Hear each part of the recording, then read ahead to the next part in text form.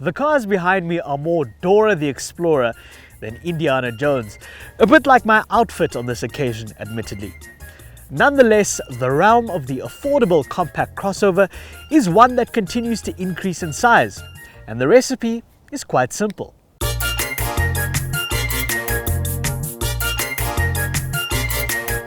Take an existing B-segment hatchback, sprinkle with items from the local Cape Union Mart, and lastly, tag an adventurous-sounding title onto the back. And today we are, of course, zoning in on two affordable, adorable new entries to the genre.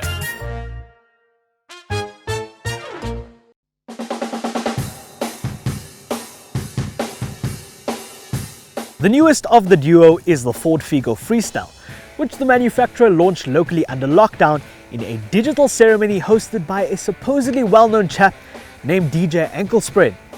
Pricing ranges from 226,700 Rand to 245,500 Rand.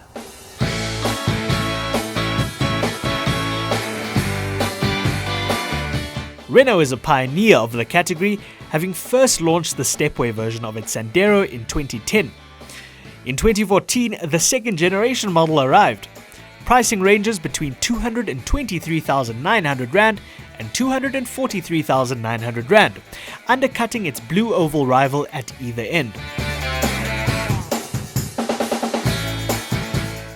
But if we are looking at the sales performance of either nameplate in entirety, the American firm clearly has the upper hand. In the February 2020 sales figures, before COVID-19 threw a spanner in the works, Ford managed to sell 1,068 units of its Figo, while Renault managed just 216 copies of the Sandero.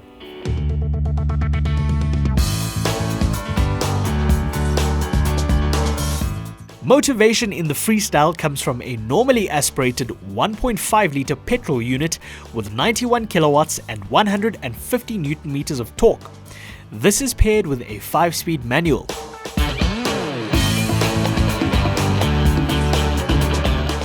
This 3-cylinder engine is more than decent, with sprightly performance and zingy acoustics. And you might be surprised to learn that it trumps its turbocharged competitor in the game of numbers. The Stepway has a boosted petrol 3-cylinder with a 900cc displacement, packing 66 kilowatts and 135 Newton meters, also coupled with a 5-speed row-your-own gearbox.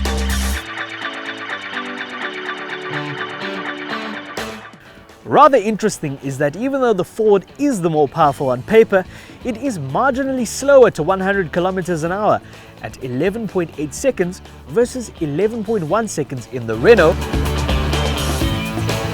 Consumption is near on identical, with both sipping under 6 litres per 100 kilometers in combined conditions, both on paper and in the real world when driven rationally.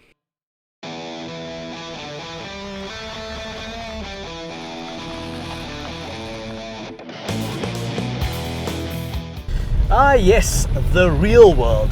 And it is indeed appropriate that we are out here on the fringes of the province, because if the marketing campaigns for these vehicles are to be believed, the owners of these cars will explore routes of an outdoorsy, slightly rough and tumble nature. Now, we know how these vehicles perform in the urban jungle, but how do they fare once they're faced with a bit of light treachery?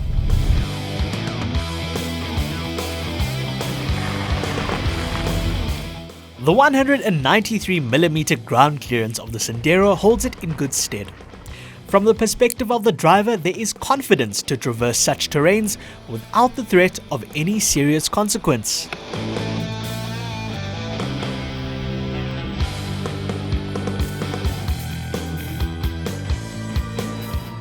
Neither is the Figo. Power is sent to the front wheels, and it is 3mm off the ground clearance of the Sandero at 190mm. It is, however, shorter in wheelbase, although it is slightly wider.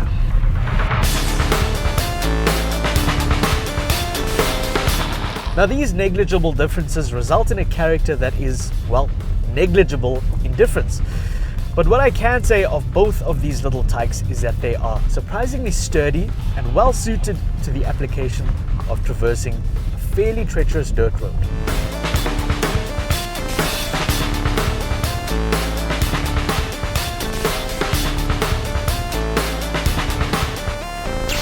In summary, these are endearing little cars with the added assurance of a slightly more rugged side should conditions require. But which should get your money at the end of the day? Well, I think the cheaper price and the lengthier warranty of the Renault would be determining factors in my book.